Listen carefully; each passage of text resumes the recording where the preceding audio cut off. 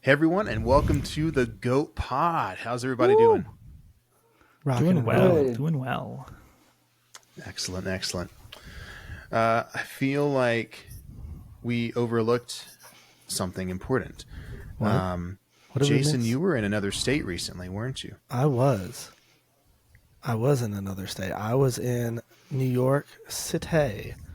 Nice. And I think it actually lines up really well with what we're doing today, because while I was in New York City, doing serving churches, doing different things around the city, went into Central Park, and everybody knows what's in Central Park. Yeah, you said Stays in Central Park. No, Friends. that Strawberry pigeon lady Fields. from Oh, Strawberry Fields. And a dude was sitting there at the Imagine Circle referencing John Lennon and was singing Strawberry Fields forever. wow. He man. didn't Perfect sing it timing. forever, but that is the name of that song. Oh. In case anybody was confused here on this musical podcast, specifically talking about the Beatles today. Yeah. No, we you didn't hear this, listener, but we were catching up before we started recording, and nobody asked Jason how he was doing. And that's mostly my fault because I meant to. So I did it right now in recording. did. Daniel definitely did. He said, "Oh Yeah. my gosh, you're back from New York City. I'm so glad." That was Some people don't so- listen. Uh, Jarrett. some people But no, move it past was- things really quickly, apparently, and don't even remember. But no, it was really sweet. It was a good time, but I'm glad to be back. But I'll be back on the road this weekend because I'm up in Maryland this weekend. So Wow. ain't no rest Maryland. for Why? the weary. We are leading a worship. We're leading worship at a youth conference for the weekend. So I'll be Very nice. singing and playing music and trying to avoid the cold because the high is 30 and Nice. the low is 8. So Fast man. Pass, if you're listening or watching, you know. You know. Okay. Well, I've got you beat, man. only It for was Dan and me. it was a low of negative 19 yesterday with the wind Gracious. chill -19? of negative Gracious. 42 Fahrenheit Oh or my Celsius? gosh. Fahrenheit. We're American. That's- It's okay. wow. We can own that. That's well, we're ridiculous. talking about British people, so I do Oh, not that's fair. assume. Yeah, you never know. You never know. Well, speaking of, I was going to go with Never Know or Fields, and anyway, so I got a question Sometimes for you just y'all. need a little help from your friends. Yeah, exactly. That's why there's 4 of us. But hey, guys, I've got a question for you. What's your question? And if you were to change your identity and say make up a whole new character for who you are, Oh. what would your story be and what's your name? Oh, I got it. I'm right here. You ready? Do it. Yeah, go for Are it. you ready? I would be Forrest, specifically from a band called City and Forest, and I would have grown up in Wake Oh Forest, my North gosh. Carolina, and moved to Colorado to work with the church plant, and that would be man. my completely made up identity that no one's ever Yeah. had. That's good. That's Good. amazing. That's That- good. That almost feels like you've stolen my identity for your fake identity. That's amazing. Hey, I'm Okay, just so we saying, got I was Forrest. first off the bat, so one of y'all got to catch up. All right, Dan or Steven, what are you thinking? Mine's an easy one. If you know, you know. It would be Tony Disentoni, the against all odds survivor on the Oregon Trail. If you know, you know. Don't be a liability. That's all I'll say. Man, I wish He I was knew not that a reference. liability, and still got bit by a snake and died anyways. It happens. It happens. Oh man, Steven, what are you thinking? Can you repeat the question? I think I heard the back end of it, but Okay. But can you repeat Yeah, the whole thing? if you were to change your identity, what would your new name be and what's your story? Penny Wallace Jordanson would probably be my name. I would live on the very top Okay. floor of a haunted mansion, and I would rent out the bottom, and I would just nice. bother the people all the time. Brilliant. Would you Yeah, be the haunter of the mansion, or would it just be a haunted mansion and you're in with the ghosts? I would probably be the haunter, but then at the end of the movie, you would realize that it actually was haunted, and I wasn't there the whole time. I was dead. Man. So No, that's all. reverse Sixth Sense. Yeah. Yeah, the whole time I was alive. I see fine. alive people. It's a really No, that would be great. It's a very normal The thing. whole to do, I time, think. everybody else was fake, and you were haunting ghosts. That's amazing. Oh, goodness. So we've got Forrest, Tony, PJ.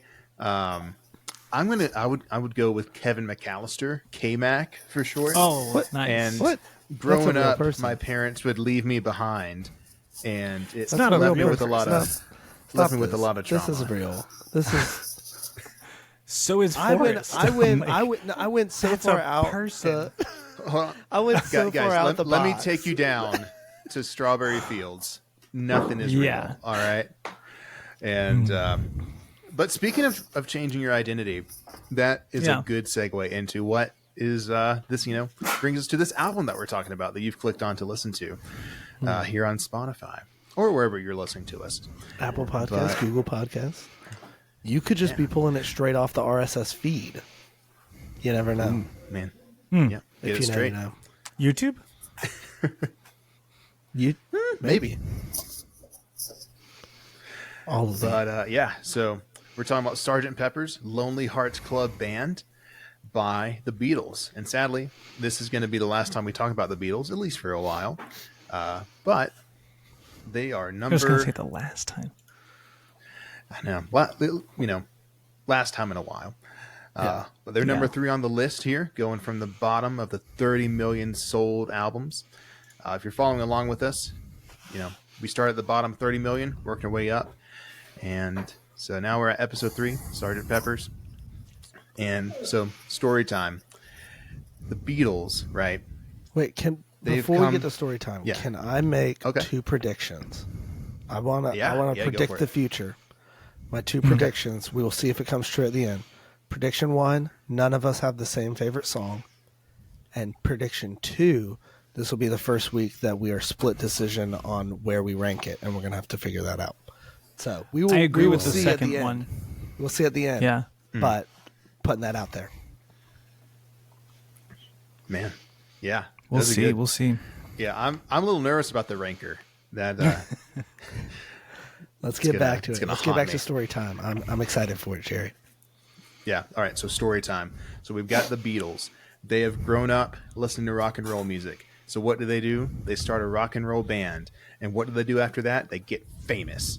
Like everyone's in love with them. Everyone wants to hold their hand. It's great. They're having a grand time, selling a bunch of records, and touring the world. Everyone loves them. And they're starting to get bored. So what do? Well, they don't want to just do rock and roll. They want to incorporate some other elements, like sitar or things that you can only find in the recording studio. So they start getting a little adventurous, little spicy. And so what happens is you get albums like Rubber Soul and Revolver, which are really hard to reproduce live. So they kind of just have to do their back catalog of stuff at live shows. But also what's going on is they're continuing to gain popularity and selling out stadiums. Not your typical venue, stadiums, because that's how big they've gotten. They're the first to pioneer stadium touring. And crazy. the sound systems can't keep up. So they can't hear themselves as they're playing. They could, just start doing rock, paper, scissors, and the crowd wouldn't care because it's the Beatles and they're seeing them live. Rock, paper, scissors. Which, if you ever get a chance, look up the first time they played in the Mets stadium at Shea Stadium. Oh, yeah. It is a wild story about how they couldn't hear each other. And I think Ringo was taking his cues off the dancing of the guys in front of him. So, Yeah. Amazing. Yeah. He only knew where they were in the song because of looking at their butts the whole time. That's the only way he knew. And their head movements. So it's crazy. But yeah, it's gotten worse than that. Because then in those days, they could kind of hear each other. But now it's like all they hear is the crowd screaming bloody murder. And they're fed up with it. They're like, we can't play the new songs we just wrote. We can't hear ourselves. We're not getting any better as musicians. So to heck with this. And so they cancel any future live performances. But they're done with touring, done performing live. They're just going to be a studio band, which, if you've listened to them up until this point, you can tell that, okay, they've grown in their musicianship as far as being in the studio goes. Their home is basically the recording studio. So what happens? Well, you get to Sgt. Pepper's, which is a full-on studio album, which, yes, everything we've covered so far is a studio album. But I mean studio in the sense that what they did was everything they made on this album could only be produced in the studio. Like, they could not reproduce it if they did it live. And that brings us to where we are today. Every single thing, every single track was an experiment. And it's a ride, right, guys? It's a roller coaster. It's a trip. It's a trip. Oh, yeah. So, and they've got their producer, George Martin. He's still with them, still tracking with all the zaniness that's about to go down. They started recording this in the November of 1966. So Revolver came out like that summer, June or July. And the last single they released was Eleanor Rigby and Yellow Submarine. So for like 5-6 months, the people are wondering, where are the Beatles? What's going on? Why are they so silent? And under pressure from the recording label like EMI, they're like, all right, well, you got to put stuff out. And so their manager's like, all right, you got to put stuff out. And so George Martin's like, bet, we'll put out, we only have 3 songs. Let's do Strawberry Fields Forever and Penny Lane, because those are the songs that sound similar, and we'll put it out. And so you go from the Beatles rock and roll to Eleanor Rigby, Yellow Submarine, and then you've got Strawberry Fields Forever and Penny Lane, which are nothing like. Yeah. Nothing. That's wild. It would be like if what's a good thing? It'd be like if look at my CD players. It would be like if Green Day went from being a rock band to like Billie Eilish. Country folk. Yeah. Dude, Something I would listen to a completely Green different. Day country folk album. I'd be the first to buy. It's like Post I'd be Malone. It's like Post Malone, man. Can I pre-order? Is there a link in the bio? No, sadly no. But there are bluegrass covers of Green Day. Yes. That's sick. Send me all the links. Yeah, so but we get to this album, Sgt. Pepper's, that's full of experimentation. And so you had Rubber Soul, 1965, was super folky, and that album inspired the Beach Boys, Brian Wilson, to make Pet Sounds, which was also more like in the studio, but you could reproduce that sound live. But you got Rubber Soul. Great album as well. It is, yes. Very good. I actually listened to it today. But you've got Rubber Soul inspires Pet Sounds, and Pet Sounds, just the way that it was like made in the studio and all was cohesive, that inspired Paul McCartney to be like, we could do that. Let's take these elements and let's do our own thing. And so you just got artists both complimenting and competing with each other. And that brings us to Sgt. Pepper. So, end of story time. That was a Great story time. Well done. Snaps for you, sir. Oh, thank you. So, and so we got, someone else want to talk about what we got real quick? What do we got? What's next? What do we got? We've said where it's from, where it's going, how we got here. I think we got to talk a little bit about our album artwork. This is one of the most so I was sitting here this afternoon thinking to myself, I was like, oh my gosh, this is like one of the most iconic album covers. And it is. But then again, all of these album covers for all of these are iconic. They're going to all because be, because they're the most sold. Like you've seen them because everyone's seen them. But I think there's a lot of neatness with this cover, seeing an album cover that I think because of our modern mindset, I look like when I first look at it, I'm like, oh, cool. They like put all these pictures in, but it's like, no, that was like a photo on film camera. Like they set up cardboard cutouts of all of those people and all the flower work and everything. Yeah. And like, because I look at it with our modern mindset that like somebody could have just CGI whatever to it, it makes me forget like, no. All of was the entirely ways I would analog. do it. Yeah, this is yeah. an analog photo. And when you sit there and you say, oh, wow, I think I saw somewhere, and I cannot remember where it was. I might have heard it in like a YouTube video or something, but this was one of the most expensive album covers to make, at least at this point in time. Oh yeah, because of how Yeah. much was done. yeah, it's What crazy. equates now to almost 60,000 pounds Oh gosh, yeah. That's gracious. for a photo. And Man. we're not talking 'Cause about I like read, Big Macs. We're talking dollar bills. Even here. that's yeah. a lot of pounds. Quarter pounders, man. Because Crazy. I've got this Lot of super deluxe box set or whatever, and the person who wrote the article on the album artwork was like the typical photo for an album artwork that in that day was like 100 pounds. So like 1967, 100 pounds. Right. The Sgt. Pepper's one was 3,000 pounds. Yeah. That's pretty heavy. Unreal. That's wild. Unreal.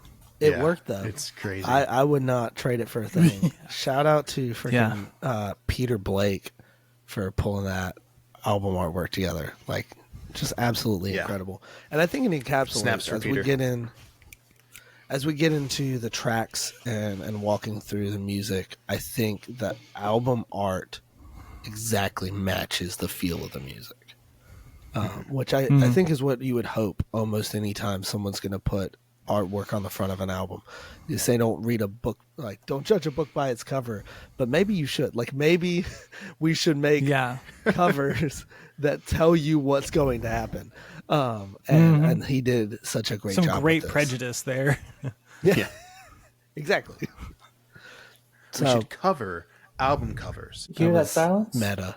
Yes. Meta. It's going to be a hard maybe. So cool. Yeah, Steven, do you want to hit us with the track listing? I can certainly do that. For I have it right in front of me. That was a lie. Okay, now I have it right in front of me. We have Sgt. Pepper's Lonely Hearts Club Band with a little help from my friends. Lucy in the Sky with Diamonds, Getting Better, Fixing a Hole, She's Leaving Home, Being for the Benefit of Mr. Kite, Within Without You, When I'm 64, Lovely Rita, Good Morning, Sgt. Pepper's Lonely Hearts Band Club, and A Day in the Life. Yeah, I think this is such a wild album, like the way it's built. Yeah. Is that what we're getting to first? What's our first? Are we going lyrics and themes first? Yeah. Let me not get us out of order. Let's go lyrics and themes. Yeah. Who's Lyrics got and themes some? for 200. You got some? Let's give it to me. Well, one of the things that I found really, really, really fascinating, the Beatles are known for their psychedelic journeys and their ability to turn that into song. One of the things that I was noticing in some research was one of the songs that I associate with them speaking on their experience with a particular recreational drug is not about that at all. Lucy in the Sky with Diamonds was actually inspired by a drawing by this Lucy, or of this girl, Lucy. And Julian says, hey, this is Lucy in the Sky with Diamonds. And John's like, brilliant. John's like, oh, brilliant. Like, this is great. Let's make a song about it. And everyone's like, oh, yeah, this totally works because it's, psychedelic. And no. And gosh, until I started doing this research, I was like, this is what it's about. This is totally what it's about. And it's not at all, which was, I thought, really cool. Yeah. Yeah, I read that a lot of people when this came out was like, "Oh, of course, this is like the LSD Yeah. acid trip album," and Paul's response Which was so much of it, yeah. Paul's response was, "Well, yes, but actually, Rubber Soul was the marijuana album, and Revolver was the acid one." So we moved on from that by the time we did Sergeant Pepper. But of course, it was during that movement, that countercultural movement of the '60s. Yeah. So it makes sense, but it was not, it wasn't written for drugs. So, Steven, what do you think? What do you think about the lyrics, and does Sergeant Pepper make a statement? I really loved the lyrics in Without You. Particularly, there was this one lyric about gaining the whole world but losing your soul. A quote Oh, yeah. from the Bible that I really liked. That I always thought that it worked on a lot of different levels. Jesus is talking about it in a religious way, but it also applies to seeking success, but also losing bits of you as you make your way towards success, and then you get to where that goal that you wanted, and you can't enjoy it because it's not you that's there. You've given away so much of yourself. So I did like that. Beatles has always been, sort of spiritual in a '60s Beatles kind of way, but I liked that incorporation of that Bible verse. It was really nice. Sweet. Dude, Yeah, that's awesome. So I think it's neat, like you were saying lyrically, like that they're pulling from things outside. Like there's tons of other just like cultural references that are less easy to track than obviously quoting or slightly misquoting from scripture and all. Yeah. But it's like you can catch those, but they are constantly using quotes throughout from just essentially everything that they come in contact with. A thing that I found kind of neat with themes is I think we talked in Abbey Road, which I want to shout out, people responding and interacting. Mentioned that they found it neat, the reference that I had done about how that album kind of reflects opera and using sort of like a different mood to explain a crazy feeling. Something that I felt in this one was less of that type of storytelling and a feeling like this was a concert. Like the album itself, like it was harder for me to pick up on where the A-B side flip was than I could. Like I could easily tell in an Abbey Road. But also I sat there and I said, if I went to a concert and this was just the set list, they started from the top, they went to the end. Like I think that's one of the greatest concerts I would ever go to. And so that's really neat that they've gone in these two different directions where you have Abbey Road as an album that very much feels like, hey, they built it for vinyl. Where this one, because they're personifying, like they're taking on this new band that they are, they essentially have done a big performance.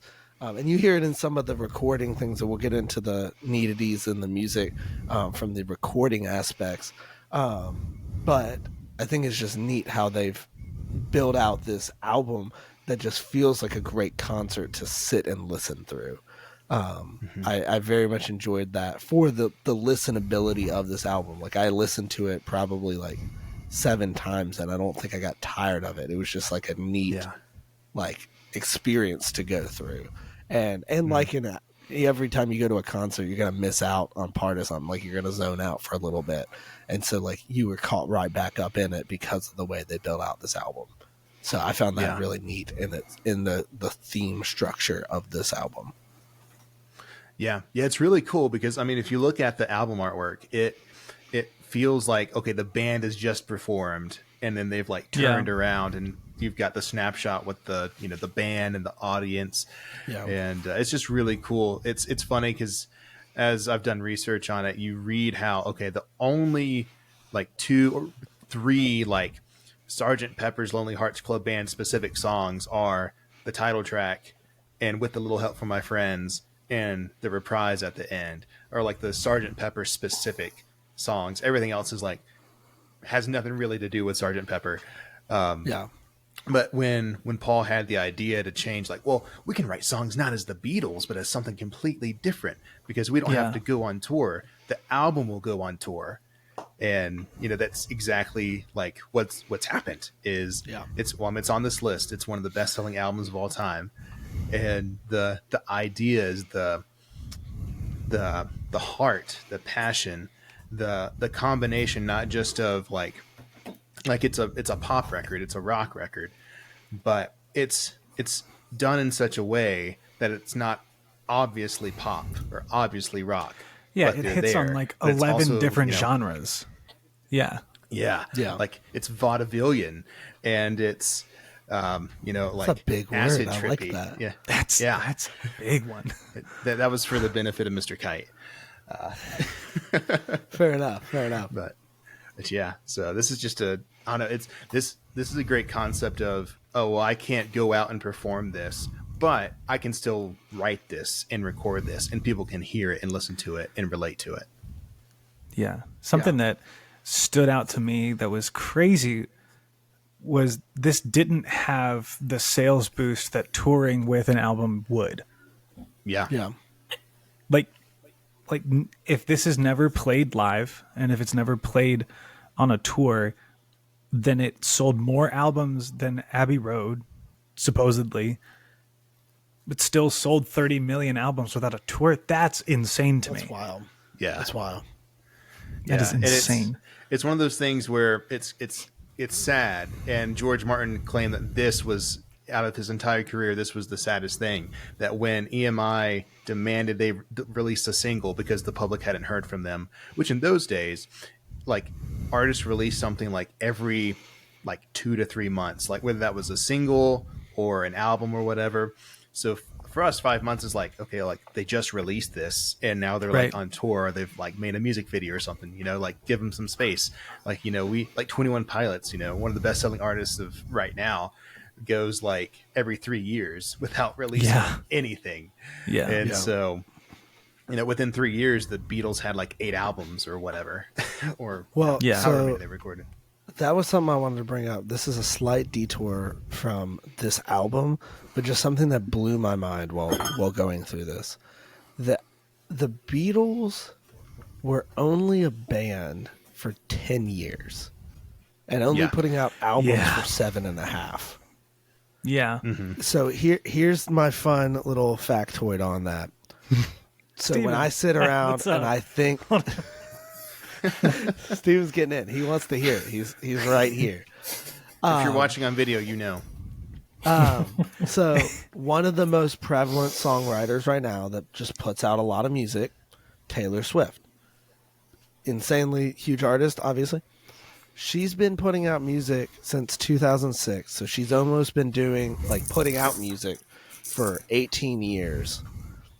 And she still has written 30 songs less than the Beatles did in 7. It's crazy. And the expectation for this era is to not be that productive, which is like insane for Taylor Swift. But like that's a crazy amount of music for the Beatles in 7.5 years. Yeah. Yeah. Yeah. And to think what Evermore had I don't know how many songs was on that album. That was a massive album. So she's putting out stuff with lots of music. So it's not like she's putting out little 14 song albums.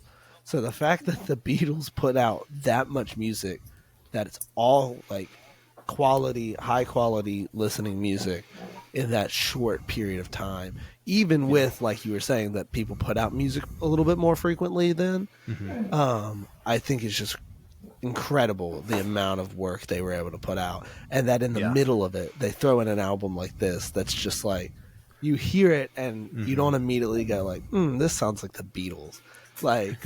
You get there because of all the other stuff and you just know it's the Beatles. But if you listen to so like their first 3 albums and then pop into this, your immediate reaction's not like, yeah, another Beatles album. Like, Yeah. Well, it's like, that demand from the label, like you have to have something every month or whatever, or the audience is going to go away and they're not going to love the Beatles anymore. And Right. so going back real quick. So like George Martin's, what he considers to be the biggest era of his career was when he put out Penny Lane and Strawberry Fields Forever as a single, because they were supposed to go on Sgt. Pepper's. Strawberry Fields was the very first thing they recorded after their Revolver album came out. And they spent 55 hours in the studio making that thing. And it's just like, like that. What would have Sgt. Pepper's been like had, Strawberry Fields and Penny Lane been on there? It would have been a different experience for sure. so all right, let's move on to some musical needities. Yeah. I got a couple. One, I saw it. I was noticing it, but it it stuck out once I read somebody else in an article, which I need to go pull them up. We'll put them in. We'll find the way to put some show notes out because I know all the articles. I just don't have it in my head right now.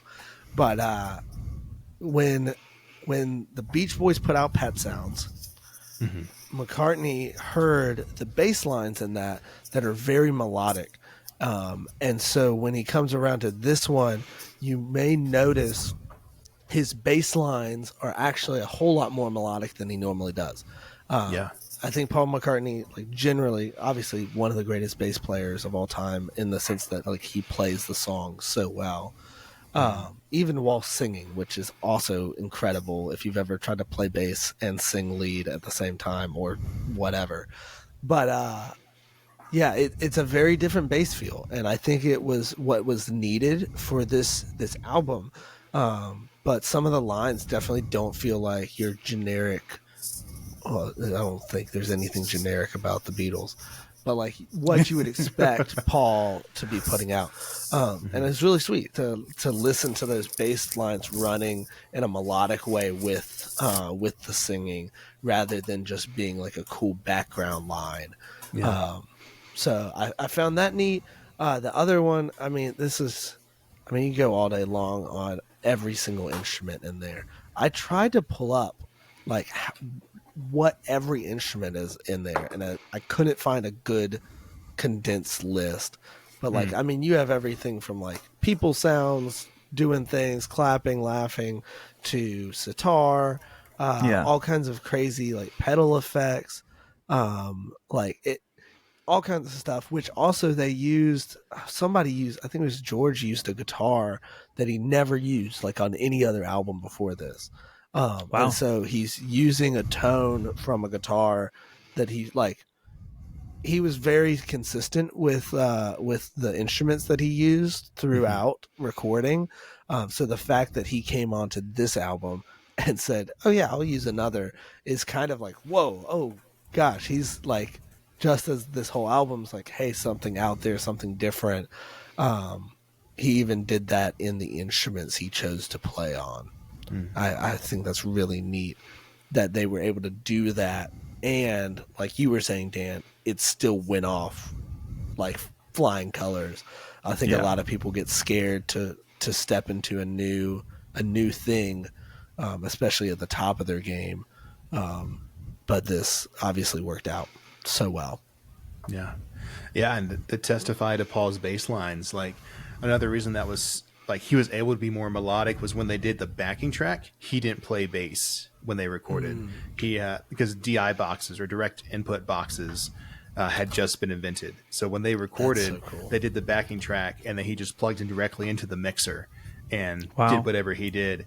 Which if you go on Spotify and you listen to or you look through the Super Deluxe stuff, you can see the backing tracks, like the different takes or whatever. And so you can hear there's sometimes like John or even Paul will do like a basic bass line, and it just goes to show like there's a striking contrast before like they're live. You have to sing and play at the same time, so you can't do something too complicated because you're also singing the main melody or harmony or whatever. And this one's like, well, I'm just playing bass, so I can do whatever I want, and it's just very apparent here. That's so cool. Jarrett, before you stop talking, I think you told me something earlier about some like guitar tones. Can you like explain that again to me? Share that.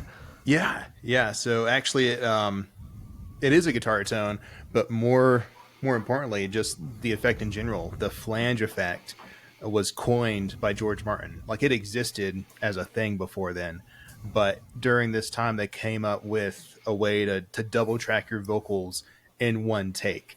And you may say to yourself, well, how do you like record yourself twice if you only record yourself once? What's called ADT, or automatic double tracking. So you're singing into the tape machine, but then there's a second tape machine like slightly behind the other tape machine. So you get the effect of having two voices at once. And Cool. George Martin called this the flange effect.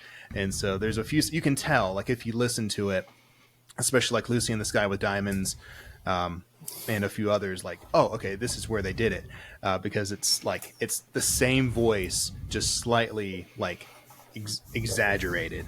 And then there's other times where they just do it like you sing the normal one, but instead of like double tracking, you sing it and then you have to go right back and do it exactly the same, or it's off and it sounds not quite as good. This was like, all right, we'll just do it once and it's the same thing. So That's so cool. That's awesome. But, Well, what are Hey, some okay. highlights? Sorry, Jason, go ahead. I was just going to ask any other musical nidities. Otherwise, let's get on to these highlights. Well, let it be known there's 11 different genres in here oh wow, in this album. That's crazy. Well, as determined by let's see, musicologists Michael Hanan and Naftali Wagner. oh yeah. Yeah. Yeah. Yeah, it's just wild. This album is So crazy. so unique. Okay. All right, highlights. What you got, Dan? You got any highlights for us? It never toured, you know. It was so successful and never saw the light of day outside of, you know, vinyls. Yeah. Yeah. And let it be known, this was my father's first vinyl ever. Oh, Papa Brown. Yeah. Pop up. Let's go, Mike. Mike. Yeah. Big Mike. Guess what day it is? It's Wednesday. It's Wednesday. Hump day. It's not. Roll It humps. may be. Roll humps, it may not baby. be Wednesday when you're listening to this, listener. But It's always as of Wednesday. recording this right now, it is Yes. Hump Day. That's awesome. Yeah, it is always Wednesday. That's awesome. Very Yeah, nice. no, I think my highlight was what I mentioned earlier, like the fact that it feels like I listened to a concert, but it's a Yeah. studio album. I think that's just it's such a neat thing. It's such a hard thing to do, to write music that feels like a concert. I don't know how best to describe it, but like it's a song form that I feel like we don't even have anymore. If you look back in probably anything really before the 1700s, you had a lot of people writing music that was like a concert of music, that was specifically written to be played as like a big event. It's not a musical, it's not an opera, it's just like a musical event that would last for 30, 45 minutes, an hour. And that's some of what I was feeling with the way this album comes through. Is I'm like, this is a set of music that has to all go together. Yeah. Obviously, play me any one of these songs on its own, I'd love to hear it, but like, I think the set of it together, not in the sense of how the story builds in any way, but in the sense of like, I feel like all of it together creates such a great experience. Yeah.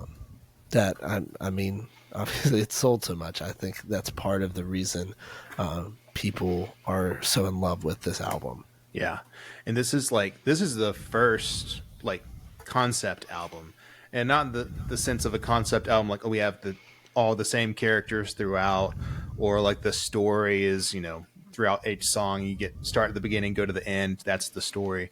But as far as the concept of the culture at the time, like as I've done research on it, it's Steven, you'll appreciate this, but kind of like with Linkin Park in Hybrid Theory, their first album, their whole thing was not like, okay, we're a rock band and we do rap, or a rap group and we do rock. Like it's a fusion of those things, and that's what makes, and we'll talk about this later, but Hybrid Theory by Linkin Park, that was makes that stand out, makes them stand out at that time.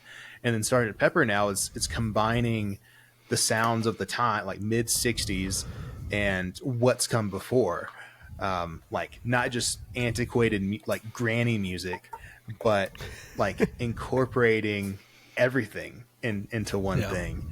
And it's just the concept of bringing all of that together and it coexisting and it being exactly what people at that time like needed to hear and needed to know. Oh, this kind of thing exists. Like I don't have to just be what my family is telling me I ought to be, or I can make art that exists in some different fashion and not just like, well, I have to go in the studio and whatever the director tells me to do, that's exactly what I've got to do. It's like, oh, like I can experiment, I can try things, and I can be a true artist in whatever that means for me. I can be who I feel like I want to be, and was the start of that revolution of identifying with yourself. And You say others you at the want a same time. revolution?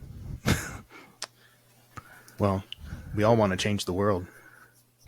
I just wanted to say that point about Linkin Park. I like Linkin Park. Good point. Good point. Nice Oh, very reference. nice, very nice, very nice. Good callback. Good callback. Yeah. Thanks. Sweet. All right. Well, then, Steven, do you wanna kick us off with a fave and a least fave? Wait, Steven, did you have a highlight that Or you did wanted you have a to highlight? say? Yeah, I think my highlight is pretty much the same as my favorite song, which is "Within Without You." I liked the sitar and the drums in that one were really it was really groovy to listen to. Yeah, that's. Did you have a least favorite? Least favorite, I think, is probably "Getting Better" because I hate when people get better, you know. Wow, that's self healing. It's really bringing me down. Yeah, it's really, I don't know why it just enrages me, but yeah, that was probably that was my least favorite. That's wild. I feel like your favorite part of Getting Better is John's cynicism. Like, it's getting better all the time. It can't get no worse. Only way from here is up. That's funny. Jason, what about you? Favorites, least favorites? All right.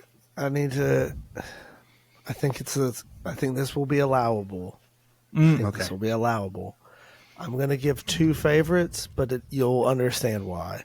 I'll allow it. My favorite was Sgt. Pepper Lonely Hearts Club Band opening and reprise.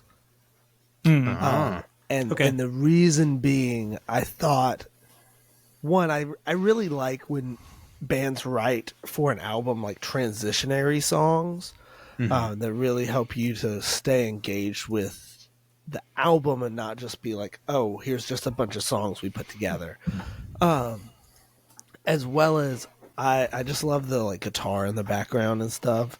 And I think it's just also it's so catchy. Sgt. Pepper's Lonely Hearts Club Band. It's just super catchy. So I enjoyed that, and I thought it was a great. Obviously, there's one more song at the end, but essentially great bookends for the album that say like, "Hey, welcome to this new band that we are here. Listen to our stuff, and hey, so sorry we had to leave, but this is us." It's like the only two real rock songs on the album. Yeah.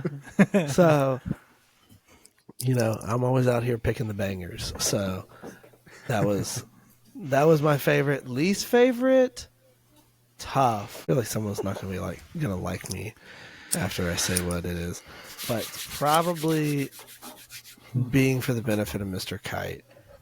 And it's not That's like fair. anything other than I look through the rest of them and I like the rest better. So it's a really lame least favorite, and it's literally just least favorite. It's like I can't find one that I don't like more. I see, Jared. I put up But a yeah, poster. I can't see one that I'm like, oh no, I do like that a little better. So that's my only thing on least favorite. I don't really have one. I think the rest of them all like function the way they're supposed to function.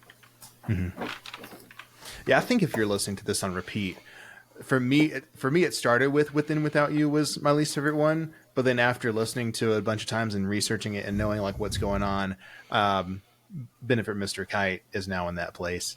But it's like, I still like the song, but it's like, it can get a little bit much, I guess. Yeah. Which, I mean, it's supposed to be like, the circus. So makes sense. Yeah. But my fave is probably going to be, I know now, it's between When I'm 64, because that's the first one like I heard and it was like, oh, this is what a Beatles song is like. And between that and probably either Fixing a Hole or Getting Better. It's like between those three. But When I'm 64 is up there. You also don't like Improvement? No, I like Getting Better and Fixing a Hole. He was saying that those are like tied for his favorite. Yeah. Yeah. I like the funny Paul because song. of Steven. So you can't see Steven's face because it's frozen, but it's You great. can, but I it's feel only like, in one spot. Well, yes. Your listener cannot. But I feel like Steven and I are like, Steven is John and I'm Paul. Like, if we wrote a song together, Joan. it would be I call Ringo it would be before a day in the anybody life. says anything. I call Ringo. I will allow that. What? It makes a lot of I wanted sense. to call Actually. dibs before Daniel went for him. If you're interested, I wasn't how, going for Ringo, man. If you're interested how Steven and I, George. how our friendship George. plays out in songwriting, it would be like a day in the life. Like Steven's got this song going on. He's like, I don't know what to do in this part. And so he asked me, and then like I'm the woke up, got out of bed, and I'm happy. So that would be the perfect visual of our relationship. That's accurate. Nice. I like it. Nice. So All right, Danny boy, bring us home. Did Jared say least favorite? I don't remember. Mr. Kite. Oh yeah. Gosh darn it. My favorite's Lucy in the Sky with Diamonds. With honorable actually gonna mention guess that being was for the your benefit of favorite. Mr. Kite. Yeah. I just the vibe of it listening. I was like, Daniel. Yeah. Yeah, like it's my vibe. Even being for the benefit of Mr. Kite, the first time I listened to it, I'm finding more and more with these albums as we're listening to new stuff that it's the ones that catch my attention that I'm really like, oh, I'm going to listen to you more. yeah. And that was just so different. Yeah. I was looking up, let's see, George Martin played 6 different instruments on that. That's insane. Yeah. Which is nuts to me. I didn't even And know just there were the 6 different feeling of instruments to play. So it's wild. You got me, man. Well, in the carnival feel, I'm just a huge fan. But Lucy in the Sky with Diamonds, that one, the vibe of it's incredible. And there's like a memory that I've got listening to it with Zach over and over and over again. For those of you that happen to not know who I am or who Zach is, he's my twin brother. Yeah, Jared. Not identical, but they look exactly the same. I don't think so. If you go back on Facebook, they definitely do. If you go back to If their you go back to childhood. like high school or middle school, we look much more similar than we do now. Yeah. For obvious the hair. reasons. Yeah. I like it. In case you're not watching and you're listening, it's the hair. But yeah, Lucy in the Sky with Diamonds. And then least favorite, probably Lovely Rita. Oh, I like Lovely. I just didn't like it. I like that one. that Definitely not my actually would favorite, have. but I like that one. George Martin Yeah. said that would have been cut had they had Penny Lane. Well, Rita Fair and enough, fair 64 would have been cut had Penny Lane and Strawberry Fields been on the album. 64 would have been cut? Sad Oh my that gosh. 64 would have been cut, but Golly. Yeah, which if is we're funny because gaining like, Strawberry Fields and Penny Lane, I'm good to cut Lovely Rita. Yeah. yeah, Hey, if George Martin and I are similar wavelength, beyond 64. 64 is great. yeah, Yeah, I I'll like take it. 64 a lot. I think it's funny if you've ever watched the movie Yesterday. Oh, He yeah. turns like after everyone forgets about the Beatles. He's like, "Will you love me till you're 64?" And she's like, "Yeah, but why 64?" And it's like, because Because the Beatles. Oh, another. So- I forgot to say this in musical needities, but another thing when they recorded stuff was the recording system they had at the time was like one of those cycle machines. Like you had to have it run at 50 cycles, and that was like, okay, it's running good. That's normal. But for this album, and you can tell, like on everything, well, not everything, but when it's done, you can tell they would slow things down to like a half step, whole step lower, record it, and then put it back to normal. And so their voices or an instrument or something is different. And sometimes they would record something faster, then slow that down, like with Strawberry Fields. And Interesting. like the effect that has on the bass and the drums and everything it's man. That's wild. Which also, we should recognize that if you go and listen to this, well, I'm assuming you probably already have. When you go and should. listen to it again. But if you go listen to it again, there's a lot of different ways to listen to it. Yes. I would highly suggest not to listen to the basic remastered. The 2009. Don't listen to the 2009 Yeah. remaster. That's what I've done the last But- 2 weeks, and I'm so mad. But go listen to on the Super Deluxe Edition. Either down at the bottom, there's ones that don't say anything, and they're like the mono original master kind of sounds, or because Jarrett likes it, I'm not a big fan. But you can also go listen to the mixes on them. It's The called Giles something Martin mix. remixes that are the Yeah. very first ones. Oh. Which I'll still give much better than the remastered. But Either way, you should go listen to this. I would suggest go listen to the original ones. Jarrett would suggest, at least for some of them, to go listen to the remix ones. Yeah. So y'all can throw into our Instagram highlight or comments or however you want to get up with us and tell us what you think too, because I want to see if I'm more right than Jarrett. That's really why we're doing it. We'll have a poll. Yeah. So can in make case a you're poll. in case you're wondering why we say don't listen to the 2009 one, what they did was back in the day they didn't have stereo, which just means two speakers. They just had mono, one speaker. So when stereo came out, they would hard pan like vocals on the right and other stuff on the left. It was not good.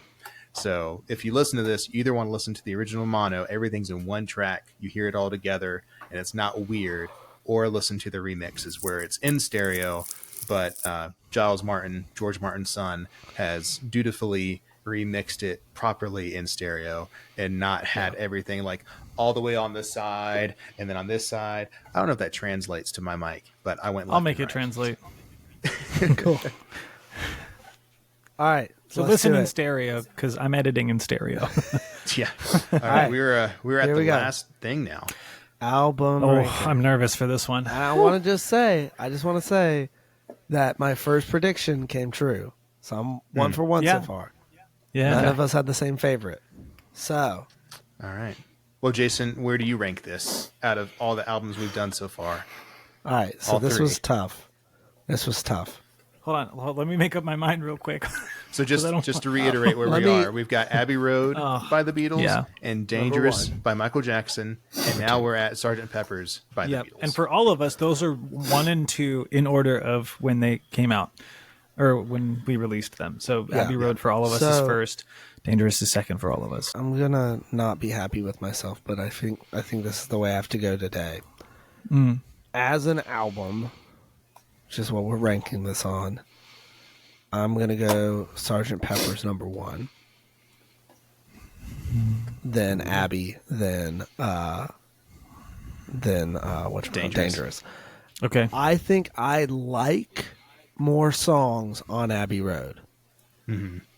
But as I an think album. as an album, I'm going to go Sgt. Pepper's, which I did not say yesterday.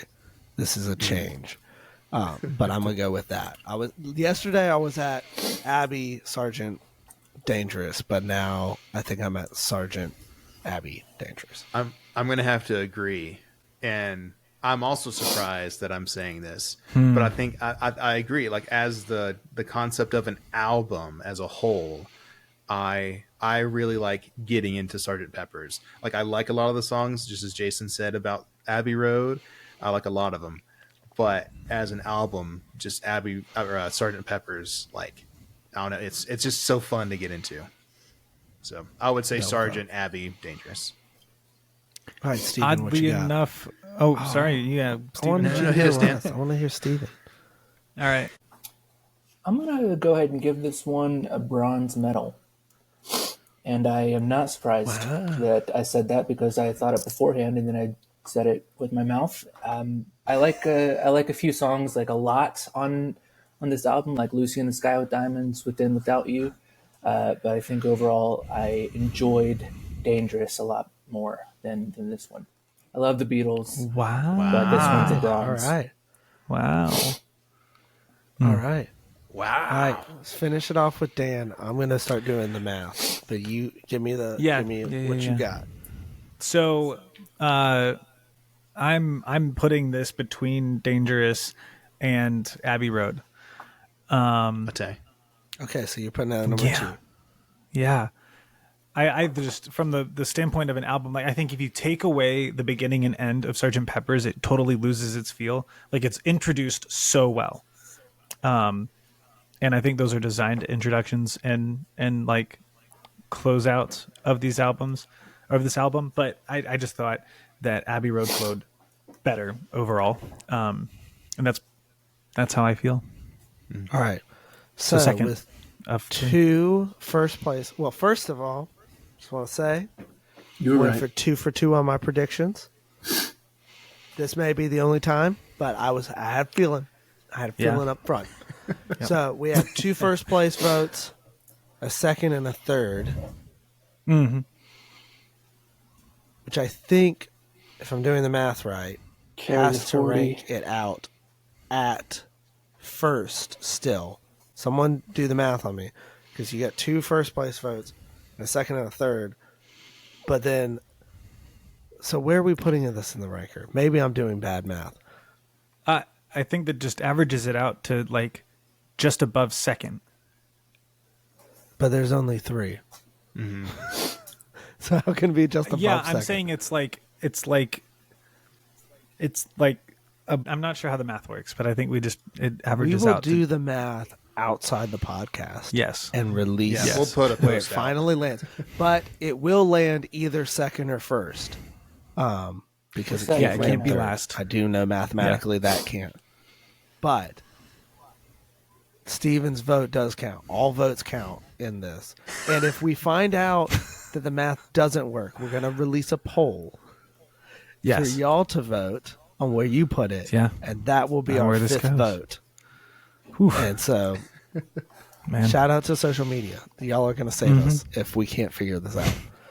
But where are we going next time, boys? Yeah, next time we're going to do The Wall. Which one? Berlin? Another brick in your mom. Great. The great you one? know, it's the Pink Floyd one. Oh. That was my 4th guess. So I like it. I'm So so looking forward to this. I'm excited for Oh, it yeah. because I feel like So looking forward to this. obviously I'll listen to Beatles all the time, but I'm ready to That's right. now we're moving on to like it's going to be almost a different artist like every time. Obviously we'll have a few repeats coming in because obviously we're going to have to hit Michael Jackson again at some point. And we're actually going to hit Pink Floyd again. So we're going to get into a little bit more different styles, vibes. I'm excited. Cool. All right, sweet. Steven, send us out. Thanks for listening, everybody. We are the G.O.A.T. Podcast. I'm Steven.